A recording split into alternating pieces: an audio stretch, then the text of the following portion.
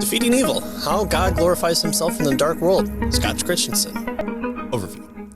Revised, adapted, and condensed for a broader audience, this companion edition to Scott Christensen's lauded What About Evil shows how sin, evil, corruption, and death fit into redemptive history.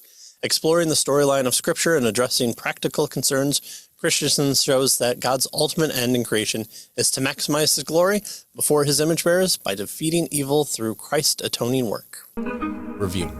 Now, much of this review will parallel the review of the longer book, What About Evil?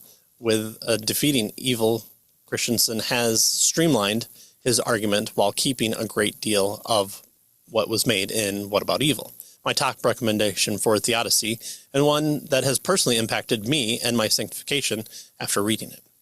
Christensen does deal with other argumentation, but boils down the Reformed Arminian distinction to a few of the key distinctions. Where this book shines is what was the biggest surprise to me when reading What About Evil, its focus on why this is a theodicy, a reason for, and not just a defense of evil. The big focus on the theodicy being the means by which we see in Romans 9 why God allows for evil to take place, to focus on the glory of God in the fullness of Revelation. While I do think the book loses some of the biggest apologetics in both theodicy and defense, I don't think it suffers. It allows a certain group of readers who are maybe apprehensive of reading an 800-page book, but the message about the glory of God seen in all areas of life in this 300-page book is still useful and impactful.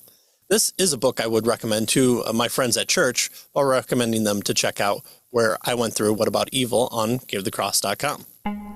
Final grade, A.